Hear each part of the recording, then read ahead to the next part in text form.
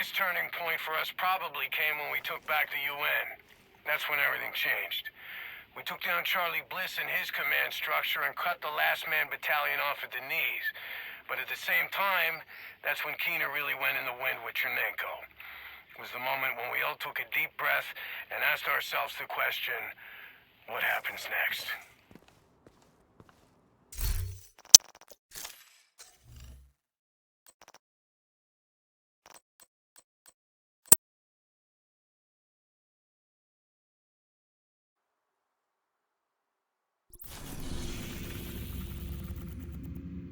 Department. Outcasts have surrounded our settlement. They're not backing down.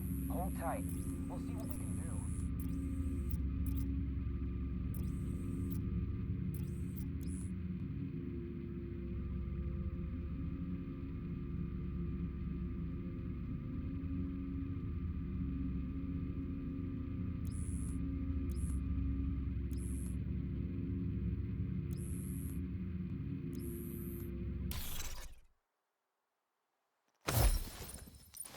Well, I'm not going to say that things are good, because they ain't, but they're a bit better than they were. Doc Candell is holding down the medical end of things, which is good, and Rhodes is up to whatever crazy shit he does with the systems, and meanwhile Lau and her friend are doing their best to clean up this mess. It's a big effort. It's going to take all of us, and a whole lot more besides, but for the first time in a long time, I think we got a shot. Hostile control point nearby.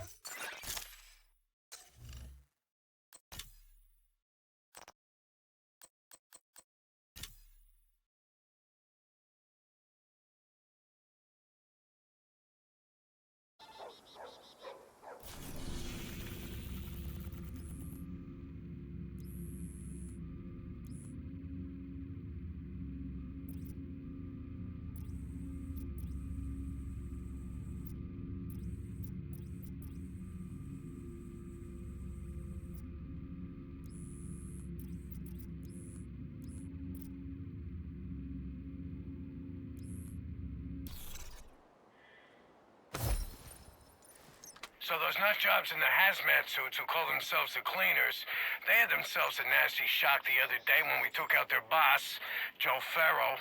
We were hoping they'd just sort of fall apart after that, but no such luck. They just sort of regrouped. Each of them determined to carry on that lunatic Farrow's philosophy.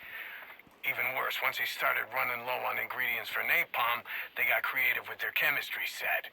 So there's less of them and they're less organized, but your average cleaner, he's more dangerous than ever.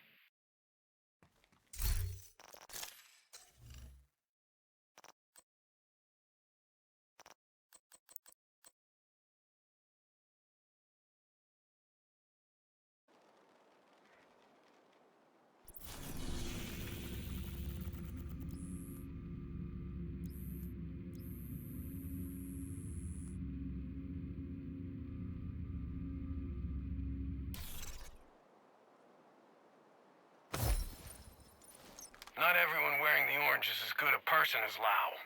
She got hurt, she stuck it out, and she found a way to help. Some others, well, they got their feelings hurt and decided to go rogue. You heard me. They took all the gear and training they'd been given and they went their own way. Sometimes they even took out other agents. The worst of the lot's a guy named Aaron Keener. He'd as soon kill you as look at you. And he's playing a long game. He's got Amherst's tools for cooking up a new virus, and he's got a hostage named Chernenko who can show him how to do it. Oh, and nobody knows where he is. So if Green Poison 2.0 pops up around these parts, you'll know who to thank for it.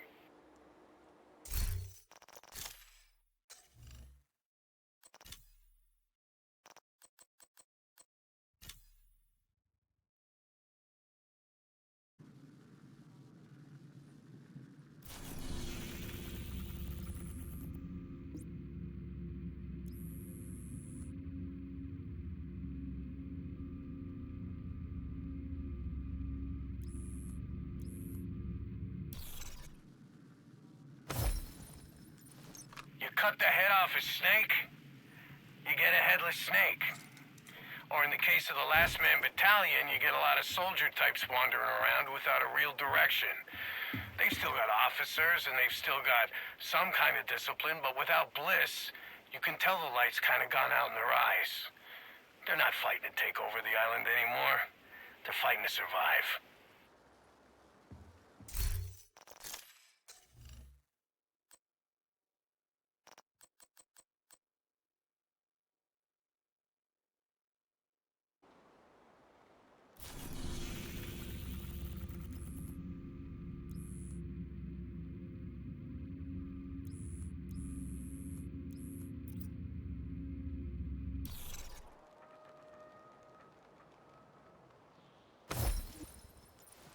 When it comes to the rikers, taking out Lorraine Barrett is the best thing we could have done. Without her, they're dangerous. They're crazy, they're vindictive, and they don't give a crap about whether they're gonna make it till tomorrow as long as they're having a good time today. But, without Barrett giving them direction and purpose, that's all they are. And we can handle that.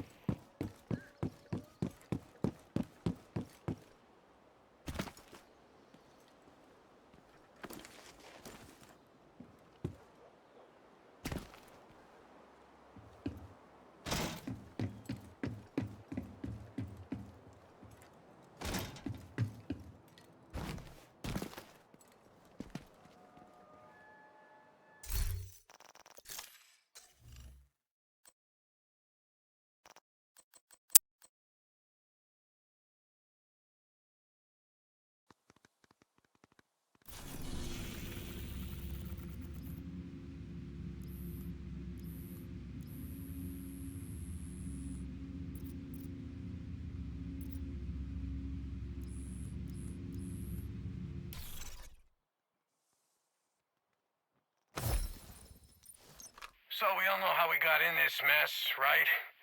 A psycho named Dr. Gordon Amherst cooked up his homebrew smallpox variant and spread it around on cash on Black Friday.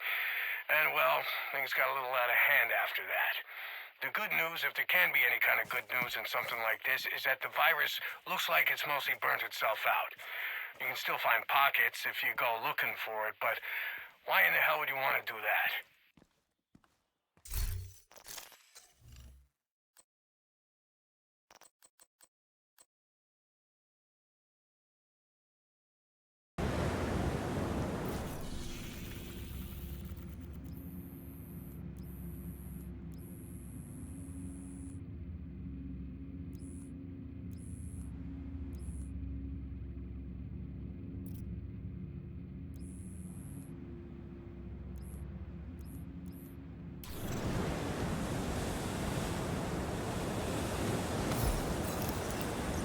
Wave of agents just strolled in. Hell of a way to make an entrance. Chopper got shot down in Brooklyn, then they got mixed up in that Lincoln Tunnel mess. One of them did, anyway. Fei Lau's gonna need some recovery time at the base of operations before she's field ready. The other one looks fine. We'll see how long it is before the city chews them up and spits them out. Hostile control point nearby.